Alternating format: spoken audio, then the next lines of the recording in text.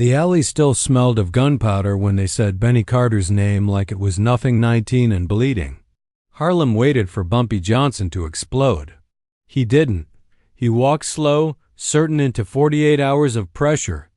Alley was too narrow for the night to breathe. Brick walls leaned in on both sides like they were trying to listen.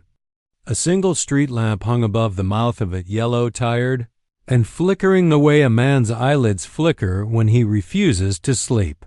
Benny Carter lay on the pavement like a question Harlem hadn't learned how to answer. 19 years old. Not built like a fighter. Not dressed like trouble. A boy with a thin coat and a good pair of shoes he'd kept clean on purpose. Because some people still believe the world noticed that sort of thing. Blood pooled under him, slow, dark, and patient. It wasn't loud. That was the cruel part. No screaming. No spectacle. Just the quiet proof that somebody had walked up close enough to make a decision. And then pulled a trigger like it meant nothing. A woman on the corner crossed herself and turned her face away. She didn't want the last picture in her mind to be a boy becoming a memory. Men gathered in that Harlem waist-tight circles, shoulders squared, voices low, eyes hard. They didn't cry out. They didn't run. They stood as if standing alone might hold the whole block together. A siren drifted in the distance. Thin and late, like it was only coming because it had been ordered to. Someone said, "They shot him." Like a dog. Someone else answered, "Nah, worse, like he was air." And then it moved through the crowd like smoke, not a rumor. Named the kind of name that didn't need to be explained. Bumpy Johnson. A boy was bleeding in Harlem, and every man on that street knew what the neighborhood expected next. Fire. A wild wave. 100 fists, 100 guns. Harlem spilling over into streets it didn't own. That was what the ones in white hoods wanted. A riot. A reason. An excuse dressed up as law. Benny's friend, another kid, face pale, hands shaking so hard he couldn't keep them in his pockets, kept repeating one sentence like it was prayer or punishment. They said it out loud. What did they say? An older man asked, voice like gravel. The boy swallowed. Looked around as if the walls might punish him for speaking. They said, "This what happens when you forget your place." The street went colder. Not because of the weather, because of what it meant. This wasn't a robbery. This wasn't a stray bullet. This wasn't two fools arguing over cards. This was a message. A message with teeth. Benny's mother arrived like a storm that refused to shout. She didn't collapse. She didn't wail. She walked right into the middle of the circle, saw her son, and went still. A stillness so sharp it could cut. Her knees almost gave, but she didn't let them. Two women grabbed her arms and held her upright. She stared at Benny's face and something in her eyes changed. Not into hatred, into a vow. "Somebody look me in my face," she said, calm as a judge. "Tell me this gonna be forgot." No man answered quick, because in Harlem, promises were heavy. You didn't throw them around like pennies, and because they all knew who she really meant. She didn't need to say Bumpy's name, the air already had. A car eased down the block at a crawl. Not a police car. Dark paint, clean lines. No rush. Like it belonged there. People saw it and made room without thinking. Like muscles remembering a rule, the driver stepped out first.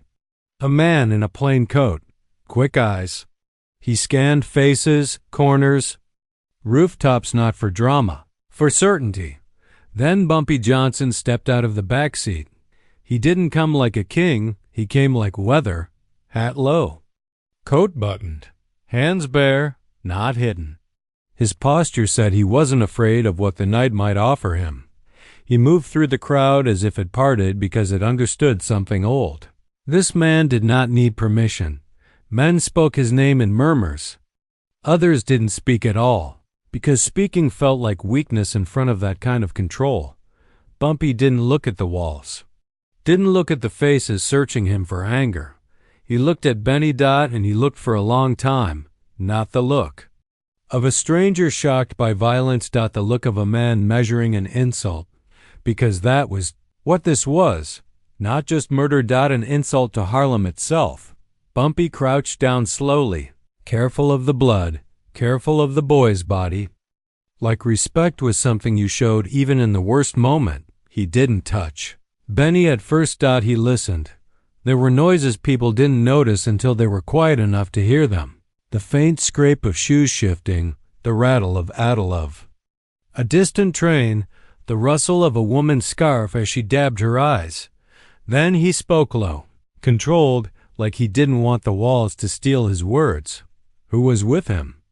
The trembling friend raised a hand halfway, like a schoolboy afraid of being called on. Bumpy's eyes moved to him, not soft, not cruel, exact. Tell me what you saw, Bumpy said. The boy tried. Failed. Tried again. We was just walking. Benny was talking about he got a job at the store on Lenox. He said he was going to take his mother somewhere nice when he got paid. He choked on it, then forced it out. We heard a car stop. 2 men. White they had hoods in they. Hands like they wasn't even wearing map. Like they wanted us to see their faces first. They laughed. Bumpy didn't blink. And then? He asked. They said that line. This what happens when you forget your place, Benny said.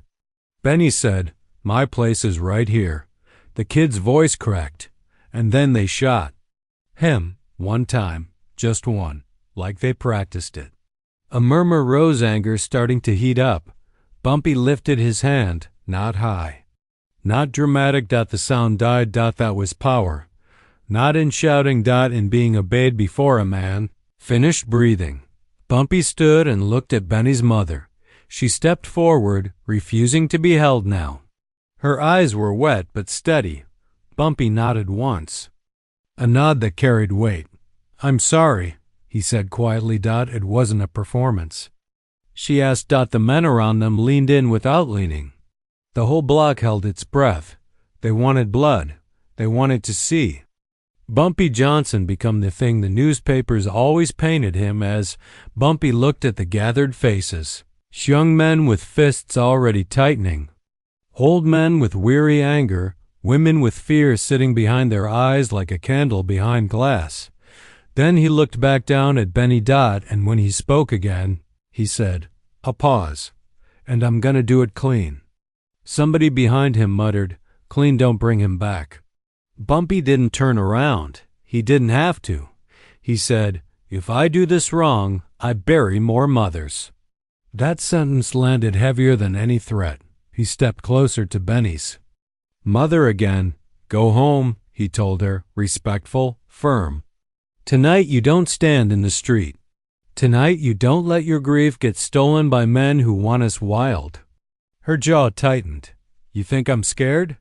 Then he turned to his driver and said a few quiet words. The driver nodded and moved off fast, purposeful, disappearing down the block. Bumpy looked at the crowd. Everybody go inside, he said. Windows closed, lights low. Let the street get quiet. A young man spat on the ground. We supposed to hide?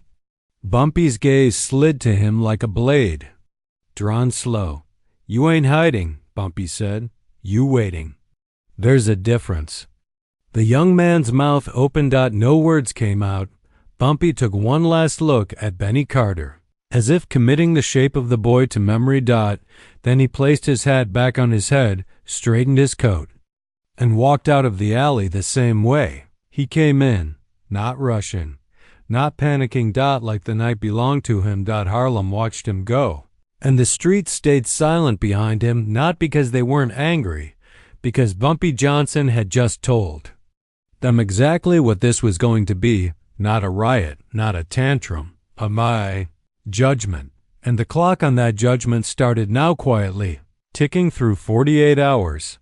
Morning didn't arrive in Harlem. It unfolded. Slow, cautious, like the neighborhood was testing whether the sun could be trusted. Store shutters rolled up halfway instead of all the way. Men stood in doorways longer than usual, arms folded, scanning faces the way soldiers scan horizons. Even the kids moved quieter, their laughter trimmed down like somebody had put rules on joy overnight. Benny Carter's name was already everywhere. Not shouted, carried, passed from mouth to mouth the way important things traveled in Harlem barbershop. Chairs, church steps, dice corners. Kitchen tables where coffee stayed hot longer because nobody wanted to leave the conversation. But there was one thing missing. Chaos. The newspapers had expected broken windows by sunrise. The police had stationed extra patrols waiting for Harlem to prove whatever ugly story they'd already written about it. Instead, the streets held discipline. Because Bumpy Johnson had said wait, and Harlem listened. The first place Bumpy went wasn't public. It was the barber shop on 135th, the one where men didn't just get haircuts. They got truth trimmed straight. The bell above the door rang when he stepped inside. Conversation stopped the way music stops when a needle lifts off vinyl. Barbers paused mid-stroke. Customers sat frozen under capes, half-shaved, foam still clinging to their faces. Bumpy removed his hat slowly and nodded once.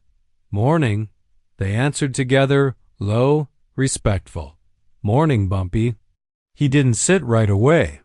He walked the length of the shop first, eyes moving, not suspicious, just observant. He looked at the newspaper folded on a chair, headline already twisting Benny's death into something convenient. Teen slain in gang dispute. Bumpy let out the faintest breath through his nose. Bumpy let out the faintest Bumpy let out the faintest breath through his nose. Bumpy let out the faintest lie printed in bold ink. He sat in the chair like a judge taking the bench. The barber draped the cape over him, hands steady but careful. "You hear anything?" Bumpy asked. The barber didn't answer quickly. In Harlem, information wasn't spilled, it was weighed. "A car was seen near Lenox before midnight," the barber said quietly. "Miss Etta's nephew saw it, said it was circling slowly." "License?" Bumpy asked. "Partial." "Practiced." That was Harlem's first witness. Not a badge, not a report. A barber with loyalty. Next stop was the church basement. Not for prayer. 4. Testimony. Women gathered there. The kind who knew everything because they noticed everything. Who didn't come home at all. Bumpy entered without announcement. Chairs scraped as people. An older woman, Miss Gloria, stepped forward. She'd known Bumpy since he was young enough to still be told what to do. "I saw the men," she said before he even asked. "Didn't see their faces clear, but I saw the cloth." "Hoods?" Bumpy asked. She nodded. They wasn't hiding. They was displaying. "Theater." Another woman spoke up. They drove. Not on paper and memory. His memory worked like ledgers. Neat, balanced, permanent. He thanked them. Not with money or promises, but with presence. Respect was currency Harlem trusted more. By noon, the story had shape. Not complete, but breathing. Bumpy walked Lenox Avenue. Not with an entourage, just one man trailing behind him like a shadow that knew its place. People stepped aside as he passed. Not out of fear. Out of recognition. This was leadership under pressure. Calm. Upright. Unhurried. A young hothead named Reggie pushed through the sidewalk crowd toward him. "They think we soft 'cause we ain't fired yet." Bumpy kept walking. Reggie matched his pace. "They shot one of ours, Bumpy. 19. That's a child."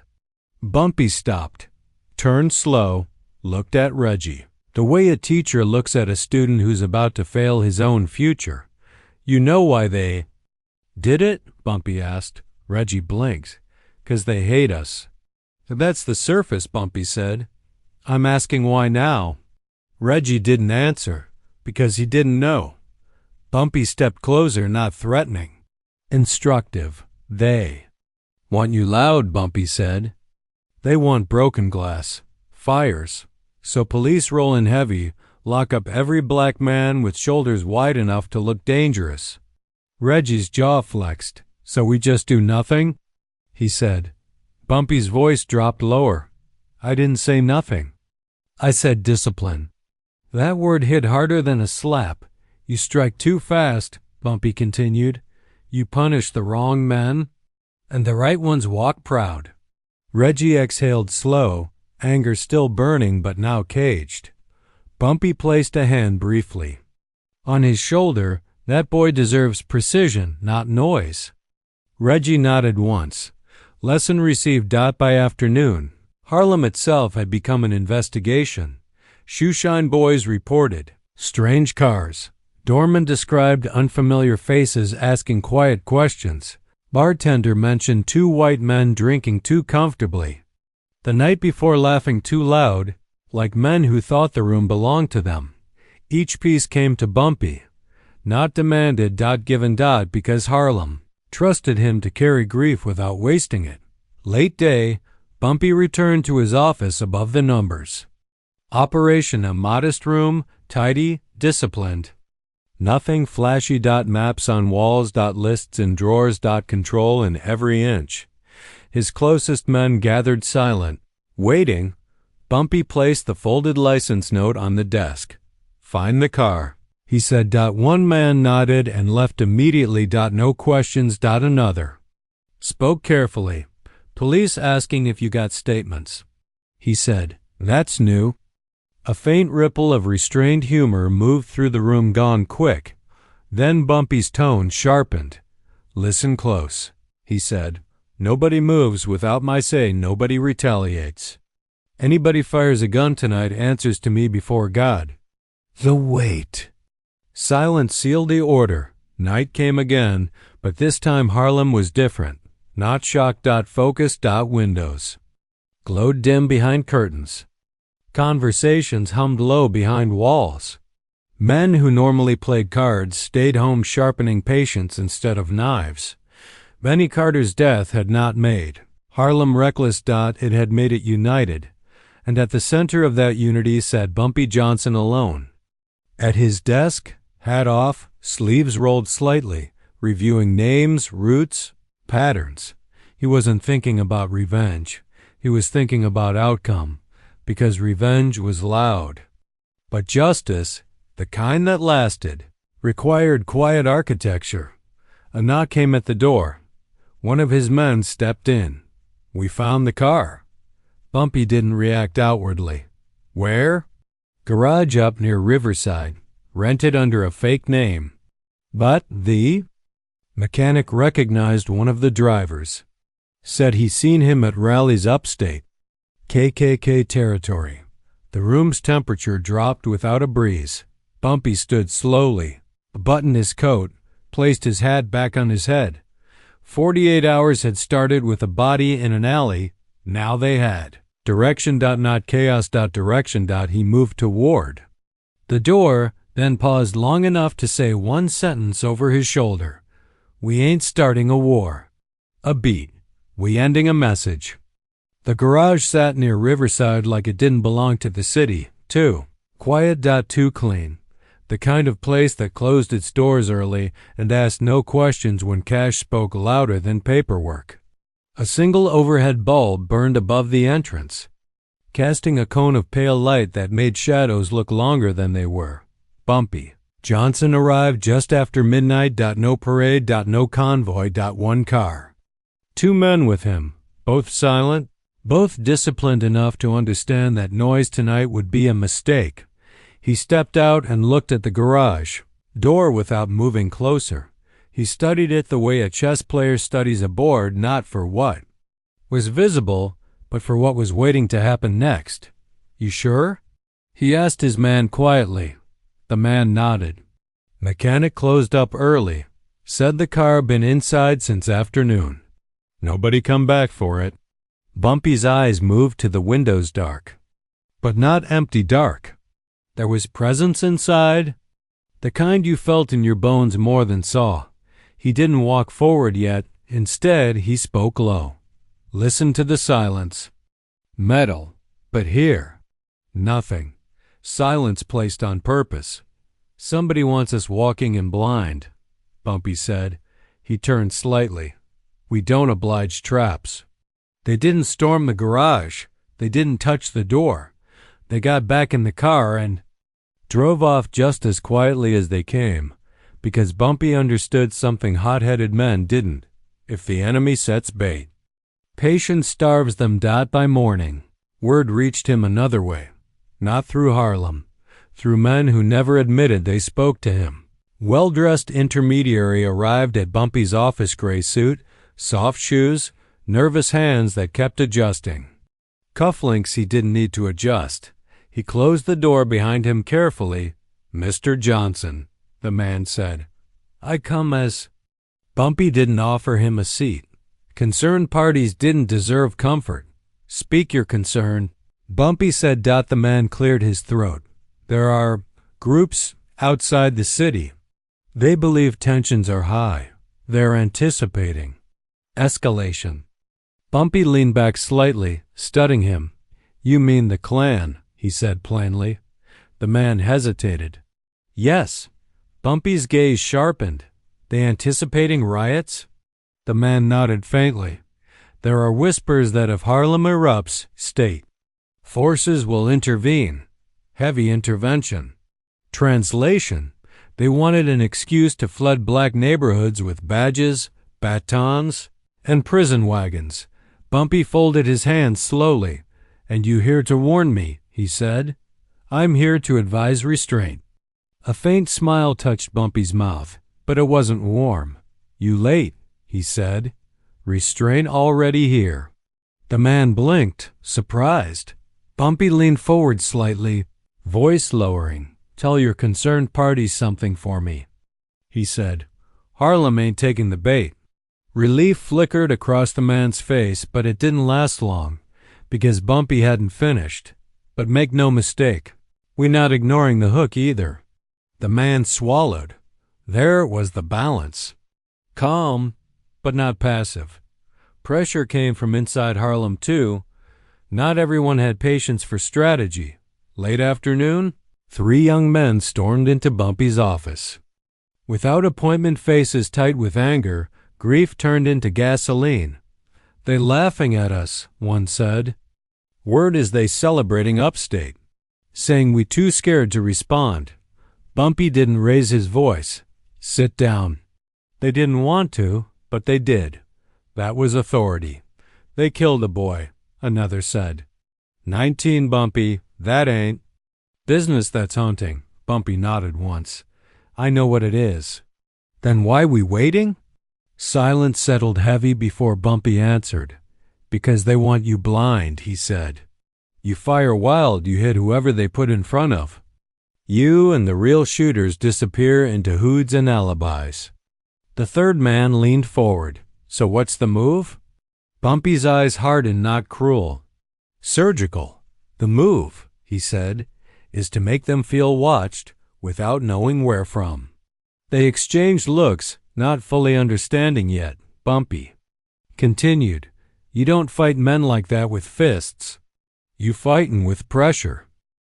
And pressure began that night. Not loud, not visible. Cars followed certain routes without headlights. Unknown. Men appeared outside known Klan gathering spots, never confronting. Just standing long enough to be noticed. Supplies went missing from garages used by sympathizers. A rally location mysteriously lost its rental agreement hours before it was meant to start. Every move subtle, every move deniable, but every move felt, because Bumpy understood psychology better than bullets. Fear wasn't built through explosions. It was built through uncertainty. Then came the confirmation. One of Bumpy's informants, white, careful, terrified of being discovered, delivered the piece that turned suspicion into proof. The meeting happened in an abandoned lodge outside city limits. KK members gathered there after the shooting, not to hide, but to plan what came next. The informant described laughter. Celebration. And one sentence repeated like a toast. Let Harlem burn itself. That line reached Bumpy just after midnight. He didn't react outwardly, but those in the room felt the key. Dolan felt the key just after midnight. He didn't react outwardly, but those in the room felt that he didn't react outwardly. Shift. The air around him got colder. Names. Bumpy said. The informant handed over a list partial. But enough. Bumpy studied it long. Then asked the question that mattered most. Who gave the order? The informant hesitated. There's a man, they call him Preacher. He don't wear the hood at meetings. Says he don't need it. He's the one told them the boy would send a message. Preacher. Not just a shooter. An architect. Bumpy folded the list carefully and placed it inside his coat. The war wasn't between mobs now. It was between leadership. Police presence in Harlem doubled the next day. Not protective. Patrols. Surveillance. Officers stood on corners watching groups like they expected violence any minute. Newspaper men lingered, cameras ready, hoping to capture chaos. But Harlem stayed disciplined. Shops open. Streets calm. Funerary black tied around lampposts for Benny Carter, not rage. Mourning. The lack of violence frustrated the watchers more than riots would have, because riots justified force. Calm required explanation. That evening, Bumpy walked alone through the neighborhood. No bodyguards. No spectacle. Just presence. People nodded as he passed. Some touched their hats. Some simply stepped aside. He stopped at the alley where Benny had fallen. The blood had been washed away, but not forgotten. He stood there a long time. A boy's life had been used like propaganda, and Bumpy understood the deeper insult. They hadn't just killed Benny. They had tried to provoke Harlem into destroying itself. He spoke quietly into the tienla, empty alley. They wanted noise, he said. A pause, they getting silence instead. But silence wasn't surrender. It was preparation. Back at his office, the map on the wall now had marks on it, locations tied to Klan movement. Hands behind his back. One of his men asked carefully, "You ready to move?" Bumpy didn't answer immediately, because movement, once started, couldn't be undone. Finally, he said, "Not yet." The man frowned. "We got names. We got places." Bumpy nodded. "And they expecting us to hit those places first," he said. "Which means those places ain't where the power lives." He tapped one finger against the map farther north, where the lodge sat isolated. "The head," Bumpy said softly, "not the hands." 48 hours were closing in. The shooters thought they had ignited chaos. The Klan leadership thought they had engineered a riot trap. Police thought they were waiting to control an explosion. But Harlem hadn't exploded because Bumpy Johnson hadn't moved in anger.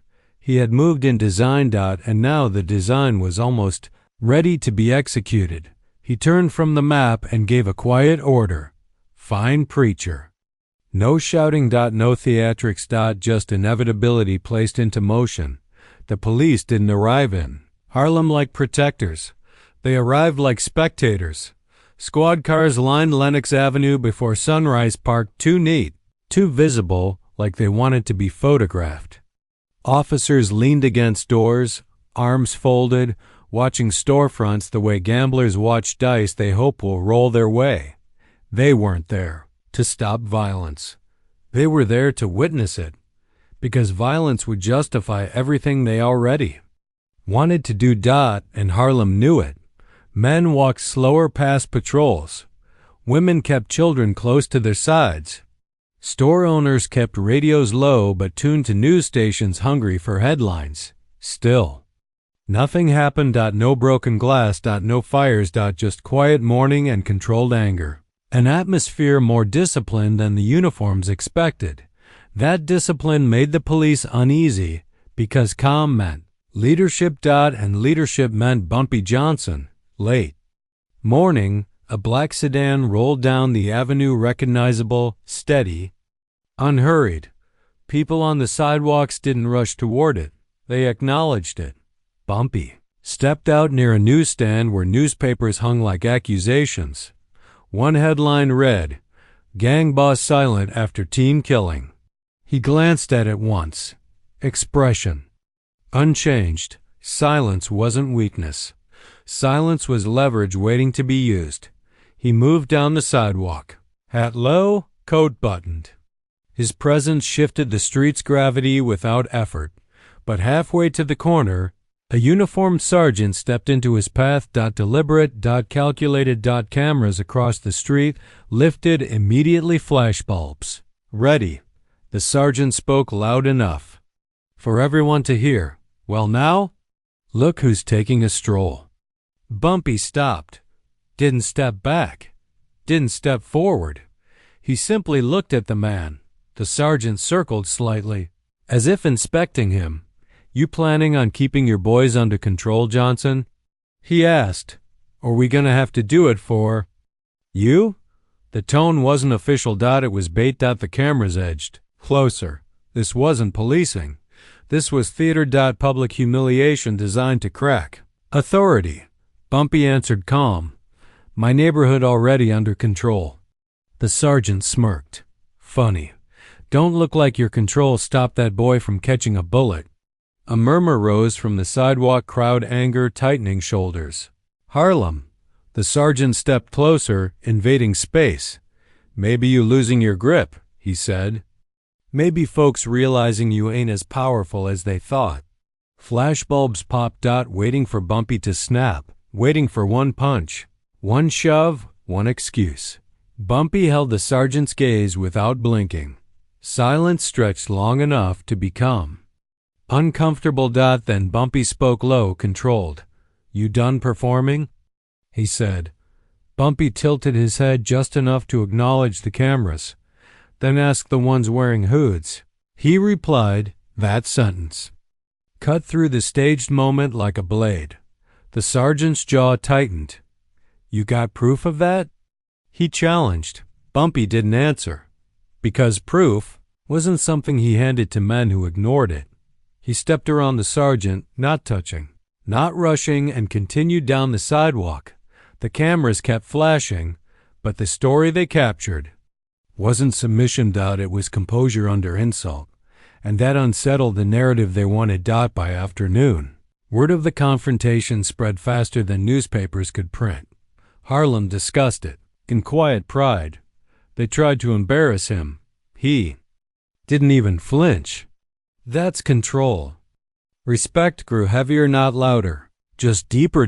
Because power wasn't proven through rage. It was proven through refusal to be manipulated, but the disrespect wasn't finished. That evening, police staged another message, subtler but louder in meaning. They raided a small number spot loosely tied to Bumpy's network. Not for real charges, for display. They kicked doors too hard, spoke too loud, dragged men out slowly so neighbors would watch. A photographer just happened to be present. Image would run in the morning papers. Police cracked down amid rising tensions.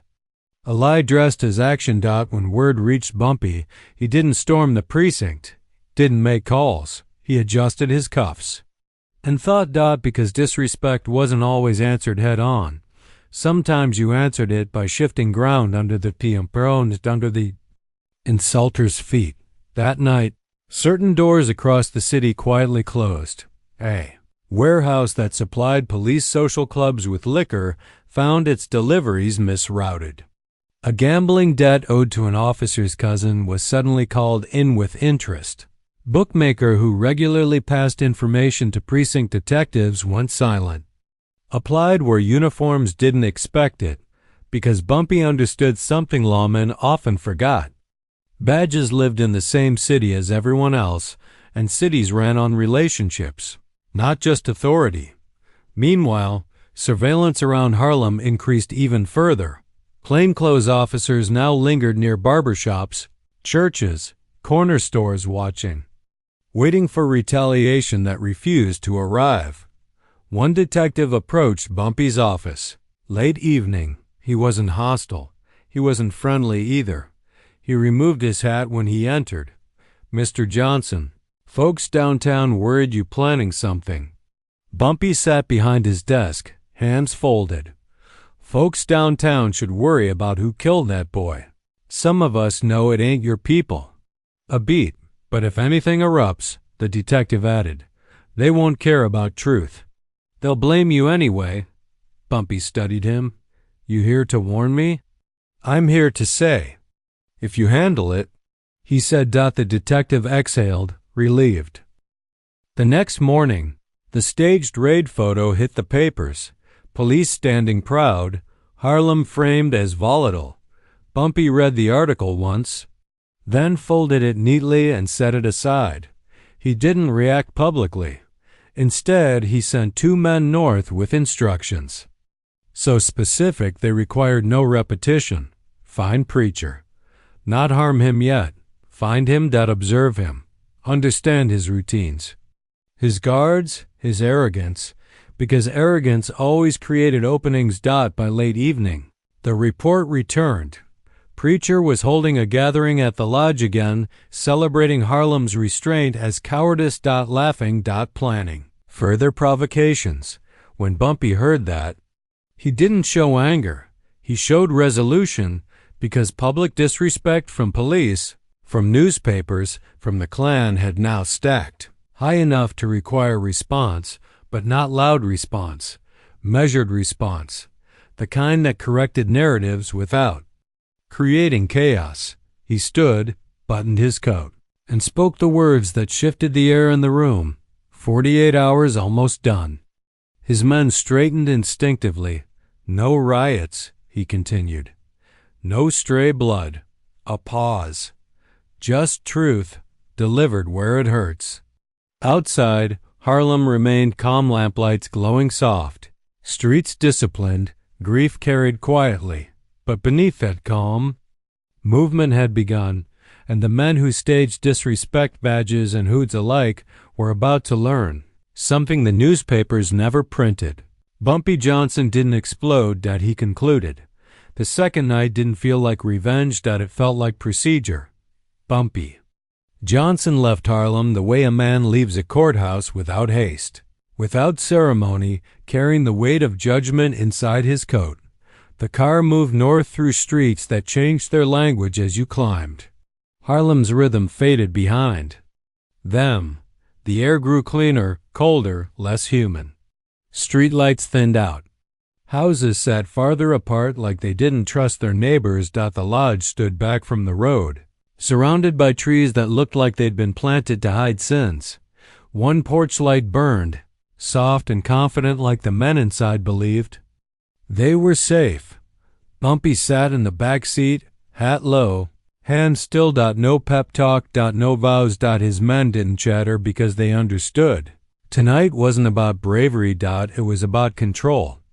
They parked far enough away that the engine's silence didn't announce them. They walked the last stretch through the trees, shoes pressing leaves into the earth without cracking branches. Even their breathing stayed measured. Bumpy stopped once, listening. Inside the lodge, laughter drifted out, men laughing the way men laugh when they think pain belongs to somebody else. A door opened and shut, a burst of smoke, a voice white, amused, said something that made the others laugh harder. Bumpy didn't react. He only turned his head slightly to one of his men. "Who's on the porch?" he asked. "One," the man whispered. "Drunk, rifle leaning by the rail." Bumpy nodded. "Then we don't need speed," he said. They waited. 2 minutes. 3. Time didn't scare Bumpy. Time worked for him. Eventually the porch man wandered inside to warm himself, leaving the rifle exactly where it was. Arrogance always left weapons unattended. Bumpy moved forward. Slowed. His men moved with him. They reached the back of the lodge where the boards were older, the lock weaker, the habits of vigilance less strict. A quiet tool turned in a quiet hand. Click that barely existed, and the door opened. Inside, the lodge smelled like tobacco and cheap whiskey. Sweat and wet wool. The room was lit by a fire and 2 lamps. Shadows flickered on walls decorated with hunting trophies, deer heads, and framed photographs of grinning men in robes. Proud of fear, 6 men sat around a table, cards on felt, bottles open, cigarette ash falling like snow. None of them noticed the shift at first because they'd convinced themselves Harlem had no reach. Then one man looked up, eyes narrowing, face confused. The recognition didn't arrive fast enough to save his dignity. Bumpy stepped into the light, hat on, hands at his sides. Calm. The room froze. The men's chairs creaked as bodies stiffened. One reached instinctively toward his waistband. Bumpy didn't raise his voice. "Don't," he said. One word. It landed like a gavel. The man's hand stopped halfway. Trembling. Another man, red-faced, drunk, trying to summon courage, stood up and spat a laugh. It cracked at the end. "Well, I'll be damned," he said. "Harlem sent its king." Bumpy's gaze stayed steady. "I ain't a king," he said. "I'm a neighbor." That answer confused them more than threats would have, because threats were what they expected. They expected shouting, guns waving, rage spilling. Instead, they got restraint so controlled it felt unnatural. A man near the fireplace shifted back, eyes darting toward the hallway. Bumpy spoke without turning. "Preacher ain't leaving," he said. The man froze. That was the second kind of power, knowing what men planned before they moved. Then Preacher appeared. He stepped from the hallway with slow confidence. Tall, clean-collared, no hood, no rogue, just a man wearing leadership. Like a suit. He smiled thin. "So you are real," Preacher said. "I thought you was a story Harlem told itself to sleep at night." Bumpy didn't smile. He looked at Preacher the way a man looks at a contract he intends to enforce. "You ordered Benny Carter shot," Bumpy said. Preacher's eyebrows lifted slightly. "I ordered nothing," he said smoothly. "Men make choices. Boys get in the way." One of the others chuckled nervously, trying to show loyalty. Bumpy let the room sit in silence. Again. Silence made men confess things with their eyes. He stepped closer to the table. On it sat a stack of papers, notes, names, a list of addresses, and a folded letter with a seal. "Not church paperwork. Coordination. Planning." Preacher followed. Bumpy's glance and stiffened. Bumpy reached down and picked up the letter. He didn't open it yet. He let Preacher see it in his hand. "Who you writing to?" Bumpy asked, voice calm as rain. Preacher's smile returned, forced. "Just friends," he said. Bumpy nodded once, as if accepting that answer. Then he slid the letter into his coat pocket without asking further. That act quiet theft hit the room like a slap, because Bumpy wasn't stealing paper. He was taking leverage. One of the men finally found his courage and barked, "You can't come in here," and Bumpy's eyes cut to him. The man stopped mid-sentence. Bumpy didn't threaten him. He simply asked, "You the one who fired the gun?" The man's mouth worked, but no sound came. Bumpy looked around the table. "Which? One of you put a bullet in a boy who said his place was Harlem?" he asked. Nobody answered. Their silence wasn't dignity. It was fear. Bumpy nodded slowly. "That's fine," he said. "I already know." He turned to his men. "Bring the witness," he said. A door opened behind them, and Benny's friend stepped in, young, terrified, but upright. His eyes went wide when he saw the faces at the table. The shooters weren't monsters. They were ordinary men with ordinary hands. That made it worse. The boy pointed without being told. "That one," he whispered, voice breaking. "That one shot him." The accused man's face collapsed. He tried to stand. His knees failed him. Preacher's calm slipped for the first time. "This is nonsense," he snapped. "You bringing a child to?" Bumpy raised a hand. Preacher stopped speaking like a dog that remembered a chain. Bumpy leaned toward Preacher, voice so low it belonged in a confessional. "You wanted Harlem loud," Bumpy said. "You wanted Police to come in swinging. Preacher swallowed. Bumpy continued, still calm. So I came quiet. He stepped back and addressed the room. Here's what's gonna happen, he said. You will never come into Harlem again. You will never send men into Harlem again. And you will tell your people Benny Carter's name don't buy them anything but trouble. Preacher tried to laugh, but it sounded small now. And if we don't? He said. Bumpy looked at him, not angry, certain. Then you'll find out what. Quiet really costs, Bumpy replied.